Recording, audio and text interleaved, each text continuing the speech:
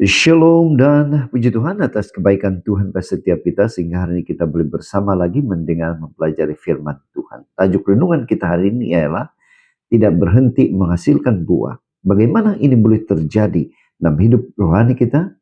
Firman Tuhan dalam Yeremia 17 ayat 8 mengatakan, ia akan seperti pohon yang ditanam di tepi air yang merambatkan akar-akarnya ke tepi batang air. Dan yang tidak mengalami datangnya panas terik, yang daunnya tetap hijau, yang tidak khawatir dalam tahun kering, dan yang tidak berhenti menghasilkan buah.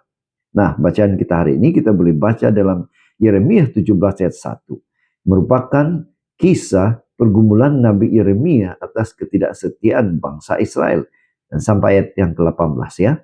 Nah, ilustrasi.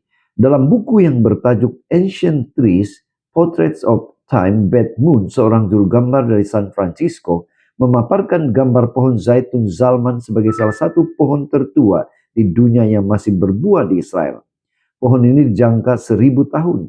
Jika satu generasi manusia memakan waktu 100 tahun, maka pohon ini adalah saksi hidup untuk 10 generasi.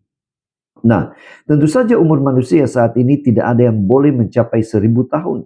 Dalam Alkitab disebutkan bahwa waktu kita di dunia terbatas 70 sampai 80 tahun. Jika lebih dari itu, hal itu adalah bonus dari Tuhan.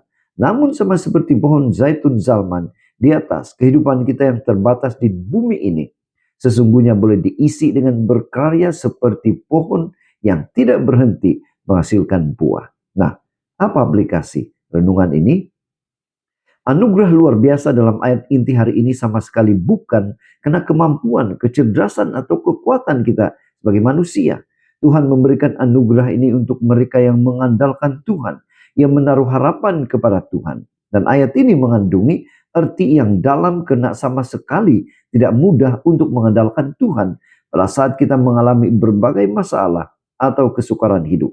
Oleh sebab itu, mari kita minta pertolongan dan tuntunan Roh Kudus agar kita dimampukan untuk hidup mengandalkan Tuhan, sehingga kita boleh terus berkarya menghasilkan buah seperti pohon abadi.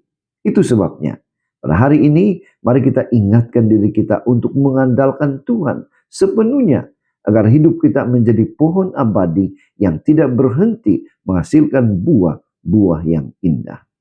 Inilah doa dan harapan kita. Mari kita bersyukur. Kita berterima kasih kepada Tuhan karena Dia memberikan kita kekuatan, kemampuan, sehingga kita boleh menghasilkan buah yang tidak pernah akan habis. Tuhan yang pertama, tetap setia, tetap semangat sampai Maranatha. Tuhan memberkati kita.